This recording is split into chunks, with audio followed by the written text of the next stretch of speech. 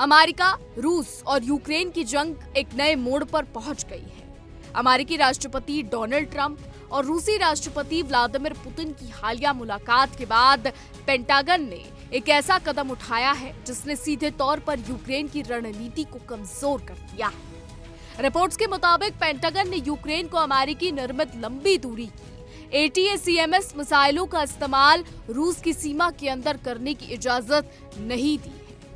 इसका मतलब ये हुआ कि अब यूक्रेन इन मिसाइलों का प्रयोग केवल रक्षा तक ही कर सकता है, आक्रामक हमलों के लिए नहीं। आपको बता दें कि ये फैसला ऐसे समय में लिया गया है जब 3 साल से जारी रूस यूक्रेन युद्ध का कोई अंत नजर नहीं आ रहा है। मीडिया रिपोर्ट्स की माने तो इस रोक को रूस के लिए एक राहत माना जा रहा है, क्योंकि इससे यूक्रेन की जवाबी क्षमता सीमित हो जाएगी। दूसरी ओर राष्ट्रपति ट्रंप ने हाल ही में बयान दिया था कि आक्रामकता का जवाब केवल रक्षा से नहीं दिया जा सकता, जिससे यूक्रेन को अप्रत्यक्ष रूप से रूस पर हमला करने की हरी झंडी माना गया था। अब आपको इस बीच ये भी बता दें कि ट्रंप ने रूस पर भारी आर्थिक प्रतिबंध या टैरिफ लगाने की चेतावनी भी दी है।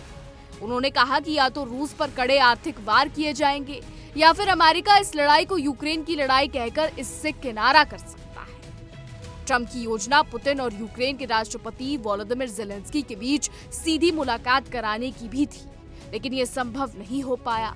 वहीं रूसी विदेश मंत्री सर्गेई लावरोव ने साफ किया है कि फिलहाल किसी भी शिखर बैठक का एजेंडा तय नहीं। इसका मतलब ये हुआ कि शांति वार्ता की उम्मीदें फिर से अधर में लटक गई हैं। दूसरी तरफ रूस ने यूक्रेन पर अपने हमले और तेज कर दिए हैं। 23 अगस्त को ओब्लास्ट में रूसी हमलों में एक व्यक्ति की जान चली गई और 9 लोग घायल हो गए। इसके अलावा आपको बता दें कि ये सब स्पष्ट है कि ट्रंप और पुतिन की मुलाकात के बाद हालात और उलझ गए हैं। एक तरफ पेंटागन का प्रतिबंध यूक्रेन को कमजोर कर रहा है, तो दूसरी ओर रूस अपने हमले लगातार बढ़ा रहा है। ऐसे में यूक्रेन के राष्ट्रपति ज़ेलेंस्की के सामने बड़ी चुनौती खड़ी हो गई है, क्योंकि अब उनके पास रूस पर पलटवार करने के सीमित साधन ही बचे हैं। इस बीच ये भी खबर है कि ज़ेलेंस्की बहुत जल्द भारत का दौरा कर सकते हैं, और खबर ये भी है कि बहुत जल्द पुतिन भी इस साल के आखिरी तक भारत का दौरा कर सकते हैं। तो कहीं ना कहीं अब ये भी सवाल है कि जब ज़ेलेंस्की और पुतिन भारत आएंगे तो क्या वो आमने सामने बैठेंगे, क्या युद्ध विराम पर बात होगी? क्योंकि हम आपको बता दें कि इससे पहले ट्रंप ने काफी कोशिश की कि पुतिन और ज़ेलेंस्की को एक ही मेज पर लेकर आए, लेकिन ऐसा संभव नहीं हो पाया।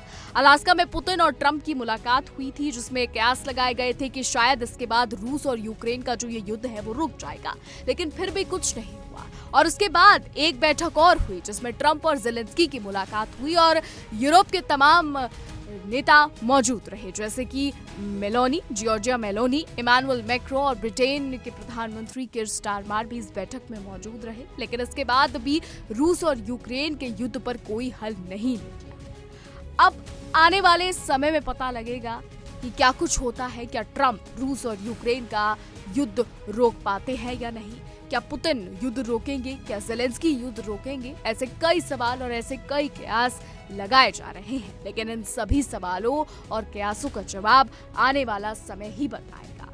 फिलहाल हमारी आज की रिपोर्ट में बस इतना ही। देश और दुनिया की तमाम बड़ी खबरें जानने के लिए देखते रहिए इंडिया डेली।